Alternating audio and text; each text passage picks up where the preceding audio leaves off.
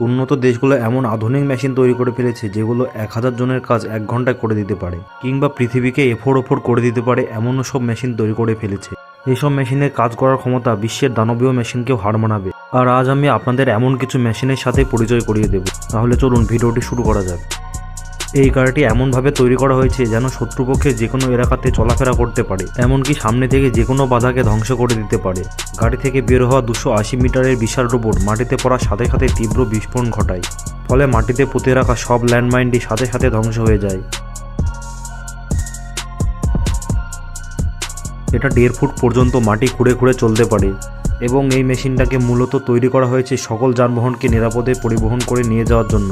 কেননা এই গাড়িটি যাওয়ার সময় অন্য সকল যানবাহনগুলোর জন্য রাস্তা তৈরি করতে করতে যায়। প্রতিকূল পরিবেশে মিলিটারি যানবাহন চলাচল করার জন্য এই গাড়িটি তৈরি করা হয়েছে। এটি এখন পর্যন্ত আবিষ্কার হওয়া সবথেকে আধুনিক রোবট। রোবটটি মানুষের মতনই সব ধরনের কাজ করতে পারে, বলতে পারেন মানুষের থেকে বেশি ও চ্যালেঞ্জিং কাজগুলো করতে এই রোবটটি সক্ষম। রোবটটি লাফ দিয়ে 360 ডিগ্রি ঘুরে আবার নিজের পায়ে ল্যান্ড করতে পারে।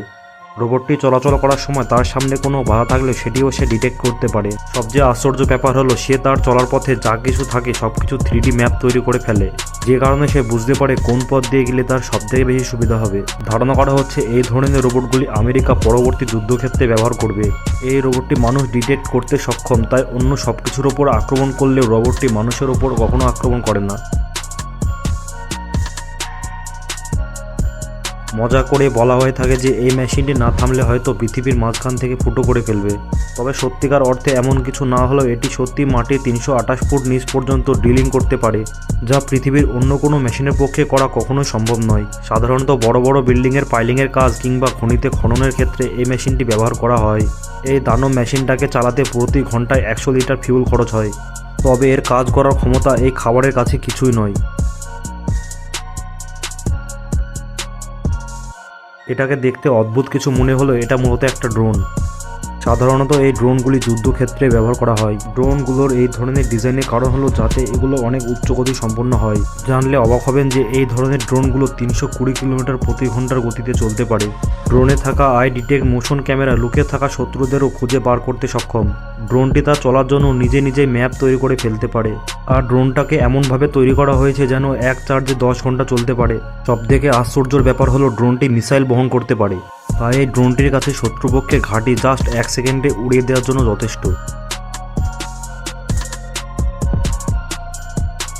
এই মেশিনটি তার সামনে যা কিছু পায় সব কিছুই কেটে টুকরো টুকরো করে ফেলতে পারে। এই মেশিনটাকে তৈরি করা হয়েছে মূলত রিসাইকেল করা যায় এমন কিছু জিনিস টুকরো টুকরো করার জন্য।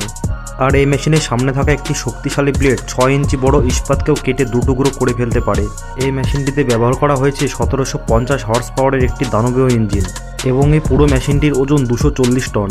মেশিনটি এতটাই শক্তিশালী যে এটি প্রতি মিনিটে 1 টন ইস্পাত কেটে টুকরো টুকরো করে ফেলতে পারে।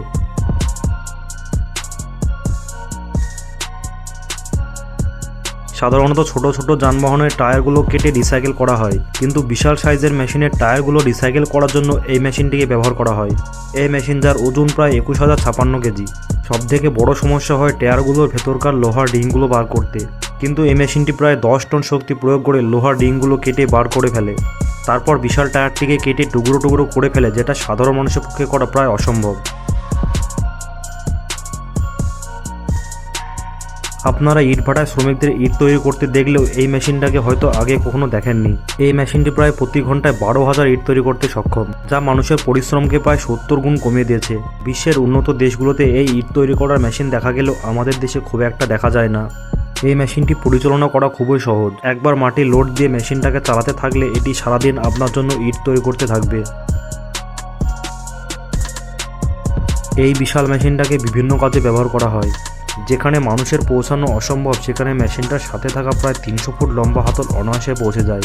এই মেশিনটি দিয়ে ড্রেনের কাজ করা হয়।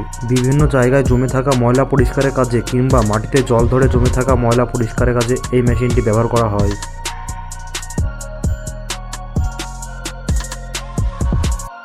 আমাদের দেশে 1 কিলোমিটার খাল তৈরি করতে মাসের পর মাস সময় লেগে যায়, কিন্তু আমেরিকার কাছে এমন একটা মেশিন আছে যেটা নিমেষেই চওড়া ড্রেন কিংবা খাল খনন করতে পারে।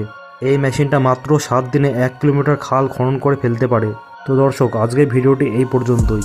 আশা করি আপনাদের ভিডিওটি ভালো লেগেছে। ভিডিওটি ভালো লাগলে ভিডিওটিতে একটি লাইক করে চ্যানেলটি সাবস্ক্রাইব করে আমাদের পাশে থাকবেন। ধন্যবাদ।